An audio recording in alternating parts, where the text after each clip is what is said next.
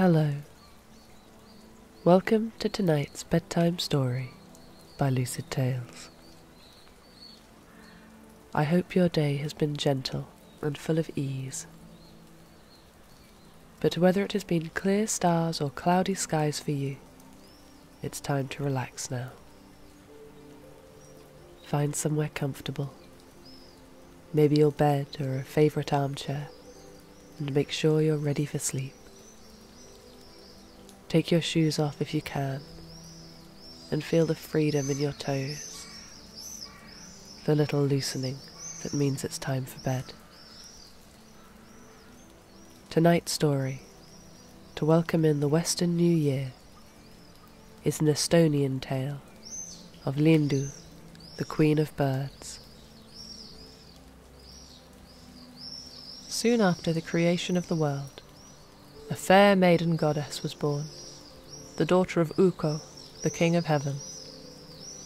Her name was Lindu, who knew the paths of all of the migratory birds of the air, whence they came in spring and whither they went in autumn, and gave to each its dwelling place. She had a tender and kind heart, and cared for the birds like a mother for her children, and gave them her aid where she could.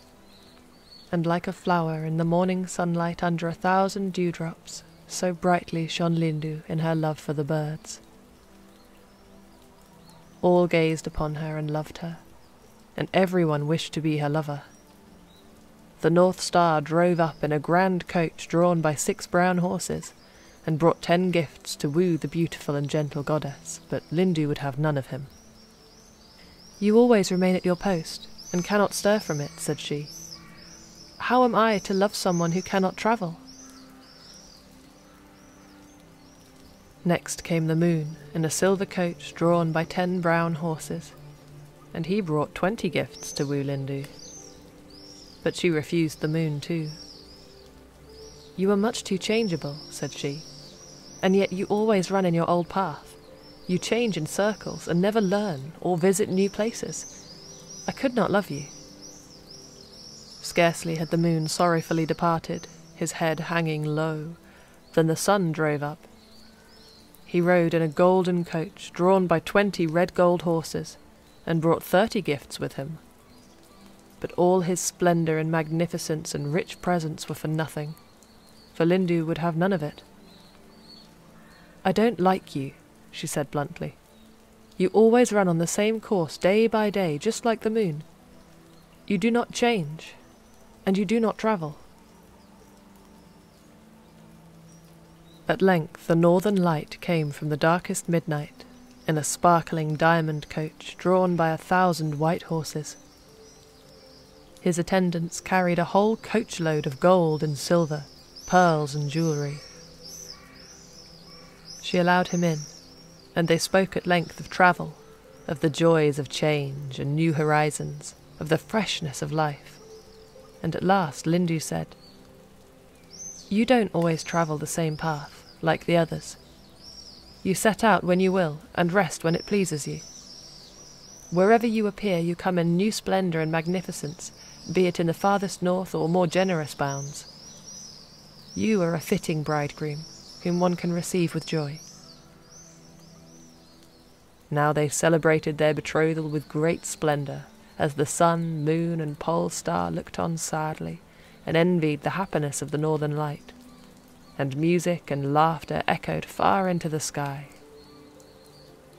But the northern light could not tarry long in his bride's house, for he was obliged to journey back at midnight the next night. With the strongest vows he promised to return soon for the wedding, and to bring Lindu to his home in the north. Lindu spent many days preparing for the wedding, creating a beautiful bridal gown embroidered with shining stars. One day followed another, but the bridegroom came not. The winter melted away before the warm spring adorned the earth with new beauty, followed swiftly by summer, but Lindu waited in vain. The northern light did not come. As autumn turned and a second winter crept upon her, Lindu began to lament bitterly, and sorrowed and wept day and night. She sat in the meadow by the river in her bridal robes and white veil with the wreath on her head, and from her 1,000 tears sprang the little brooks in the valley. She did not heed the little birds who flew about her head and shoulders and sought to soothe her with their gentle song. Nor did she remember to direct their migrations and passage through the winter, or to care for their nurture and food. So they wandered about and flew from place to place, flitting first here and then there, not knowing what to do or where to go. At last, news of the goddess's distress and of the birds reached the ears of Ukko.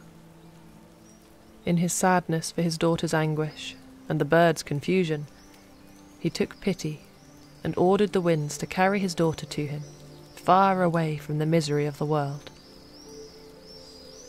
While Lindu was sitting on the ground weeping and lamenting, the wind sank down before her and lifted her so gently that she barely noticed, and bore her away to the sky, where they set her down on the blue firmament. As she rose up high, Lindu's bridal veil blew out behind her across the sky, and its shimmering threads and silver embroidery turned into 1,000,000 glittering stars. There Lindu still dwells, and there you can see her on a clear night, in her pale robes. Her white veil spreads from one end of the heavens to the other, creating a pathway and map for her beloved birds and for men alike. From her great perch she guides the birds in their paths on their long migrations, and gazes toward the north, and waves in greeting to her friend the northern light. There she has forgotten her sorrow, and her former joy leaps in her heart, and when winter approaches the northern light visits her as a guest and asks after his bride. Often he rises up to her, and heart to heart renews the bond of their love, and each takes joy from both their worlds of space and their gentle reuniting.